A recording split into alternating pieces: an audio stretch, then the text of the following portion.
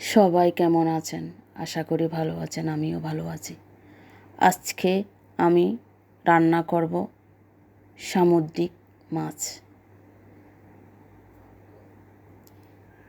এই সামুদ্রিক মাছ রান্না করব, একটু ঝোল করে রান্না করব। সামুদ্রিক মাছে ঝোল করে রান্না করলে খেতে খুব স্বাদু হয়।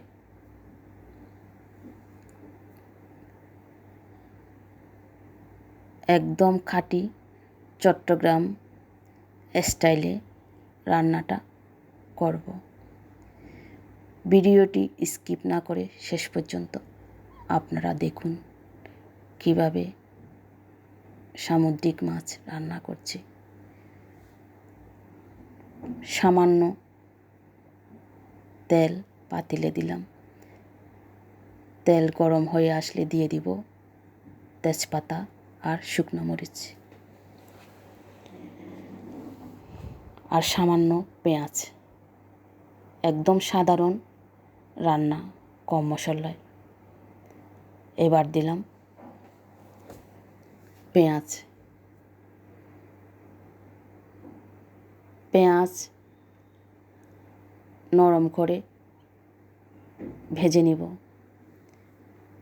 এরপর দিয়ে দিব মরিচের গুঁড়া, হলুদের গুঁড়া, লবণ।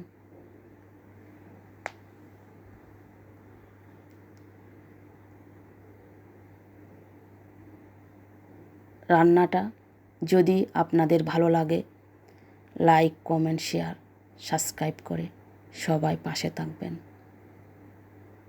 আর সব ধরনের রান্না দেখতে চাইলে আমার চ্যানেলটা ফলো করুন।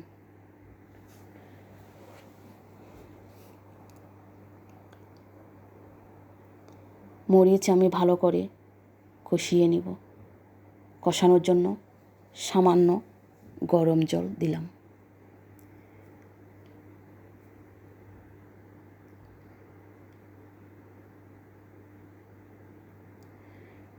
সামুদ্রিক মাছ আমার খুবই ভালো লাগে খেতে, কিন্তু পরিবারের সবাই খেতে পছন্দ করে না বলে সব সময় খাওয়া হয় না। মাঝে মধ্যে রান্না করি, আমি তৃপ্তি করে খাই। কথা বলতে বলতে মরিচ কষানো হয়ে গেল। এবার দিলাম আস্থা গোটা মাছ।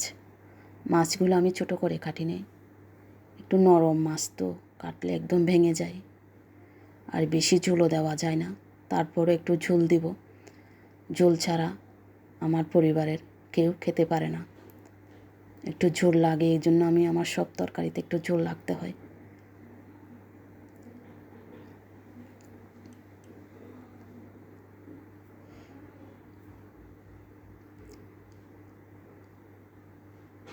মাছ আমি সবটাই দিয়ে দিলাম। এবার দিলাম সামান্য জিরের গুঁড়া। আমি তো ধনিয়ার গুঁড়া খাই না, জিরের গুঁড়া দিয়ে সব তরকারি রান্না করি। দিলাম সামান্য জল। বেশি নাড়াচাড়া করতে পারবো না, বেশি নাড়াচাড়া করলে একটু অসুবিধা হয়ে যায়, তাই তাড়াতাড়ি জলটুকু দিয়ে দিলাম। এই জলেই আমি অল্প আঁচেই মাছটা রান্না করে নিব। রান্না করতে বেশিক্ষণ সময় লাগে না, মাছ ভাজি করলে একটু রান্না করতে সময় লাগে।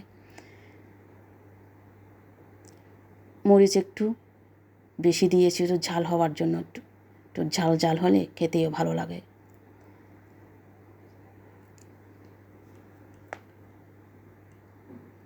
আপনারাও চাইলে এভাবে রান্না করে দেখবেন, একদম সহজ উপায়ে তাড়াতাড়ি চটপট রান্না হয়ে যায় এভাবে রান্না করলে।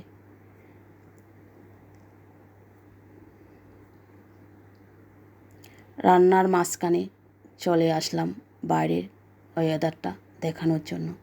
রান্নার মাঝখানে আমি সবসময় বাইরের দিকে তাকাই, দেখতে ভালোই লাগে এই পরিবেশটা দেখতে, আপনাদেরকেও দেখাই। আবার চলে আসলাম রান্নায়। দেখুন মাছের রঙটা কি সুন্দর হয়েছে। এবার দিয়ে দিলাম কেটে রাখা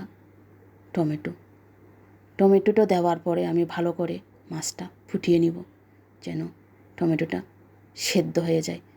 যত সেদ্ধ হবে টমেটো, ততই মাছের স্বাদ বাড়বে।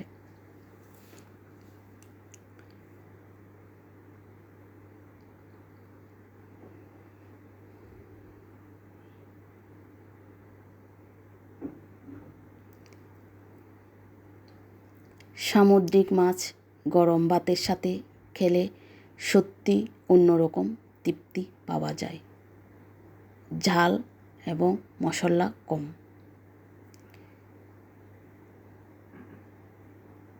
এই স্বাদের রেসিপি একবার বানালে বারবার খেতে ইচ্ছা করবে। এবার দিয়ে দিলাম কেটে রাখা ধনেপাতা। সামুদ্রিক মাছের মধ্যে শীতের সময় ধনেপাতা পড়লে স্বাদটা আরও দ্বিগুণ হয়ে যায়। একটা সামুদ্রিক মাছের একটা যেন সুন্দর গন্ধ অনুভব হয়। যদি তোমার ভালো লাগে তাহলে অবশ্যই ট্রাই করে দেখো আর জানাও কেমন হয়েছে। বন্ধুরা, সবাই ভালো থেকো, সুস্থ থেকো। সবার জন্য অনেক শুভকামনা রইল।